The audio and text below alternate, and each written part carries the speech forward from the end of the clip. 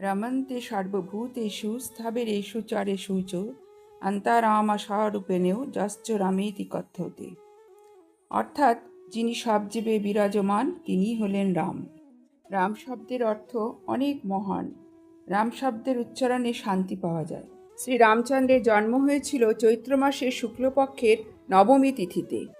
সনাতন হিন্দু শাস্ত্রে জন্মদিনের চেয়ে জন্মতিথির গুরুত্ব বেশি, তাই বছরে যেদিন তিথির সাথে মিলে যায় সেই দিন রামনবমী পালিত হয়।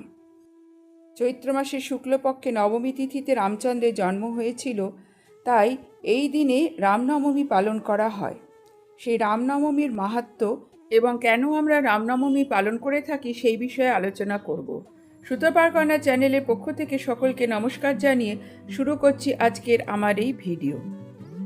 রামনবমী আমাদের মনে করিয়ে দেয় যে মন্দ শক্তিকে পরাজিত করে শুভ শক্তির প্রতিষ্ঠা করা মানব জীবনের প্রধান উদ্দেশ্য। ভগবান রামের জীবন আমাদের সাহস, ন্যায় এবং সত্যের পথ দেখায়। এই দিনটি উদযাপনের মাধ্যমে আমরা নৈতিক মূল্যবোধের চর্চা করি এবং সমাজে ইতিবাচক পরিবর্তনের বীজ বপন করি। শ্রী রামচন্দ্র ছিলেন বিষ্ণুর সপ্তম অবতার।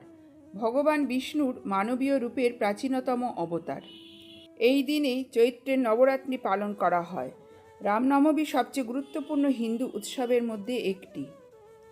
এই নবমীতেই দেবী পার্বতী আবির্ভূত হয়েছিলেন, তাই এই দিনকে সনাতন ধর্মে বিশ্ব মাতৃ দিবস হিসেবে পালন করেন সনাতনীরা।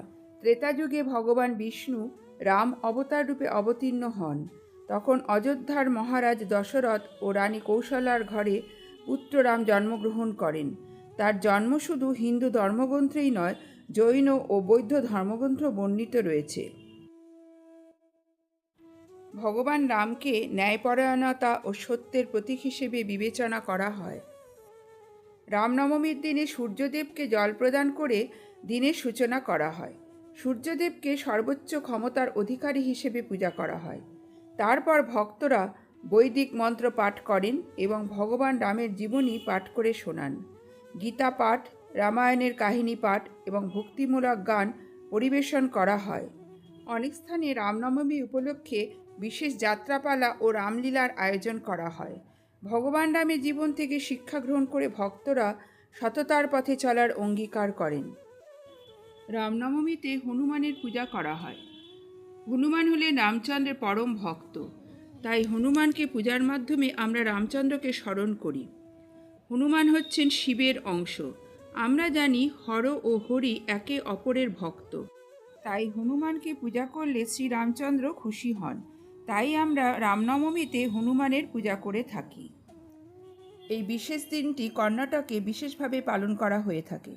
কর্ণাটকে স্থানীয় মণ্ডলী বা সংগঠন রাস্তায় বিনামূল্যে পানাকাম বা গুড়ের পানীয় ও খাবার বিতরণের মাধ্যমে রামনবমী পালন করে থাকে। শ্রী রামচন্দ্র হলেন বিশুদ্ধ চেতনা বা দিব্য আত্মার প্রতীক। এই উৎসব আমাদের ঐতিহ্য, আচার অনুষ্ঠান এবং বিশ্বাস প্রদর্শনের সুযোগ করে দেয়, যার মাধ্যমে তা পরবর্তী প্রজন্মের কাছে পৌঁছে যায়। রামনবমীর মতো উৎসব উদযাপনের মাধ্যমে আমরা নিশ্চিত করি যে আমাদের সাংস্কৃতিক পরিচয় ও নীতিগুলি বিস্মৃতির অতলে হারিয়ে না গিয়ে সংরক্ষিত এবং সম্মানিত থাকবে। এটি নিশ্চিত করে যে আমাদের ঐতিহ্য টিকে থাকবে ও বিকশিত হবে এবং ভবিষ্যৎ প্রজন্ম দ্বারা লালিত ও উদযাপিত হবে। শেষ করছি আজকের আমার এই ভিডিও। যদি ভিডিওটি ভালো লেগে থাকে তাহলে চ্যানেলটি সাবস্ক্রাইব করে পাশে থাকবেন। আজকের মতো এখানেই বিদায় নিচ্ছি। পরবর্তীকালে অন্য কোনো ভিডিও নিয়ে আবার আপনাদের সামনে হাজির হয়ে যাব। ধন্যবাদ।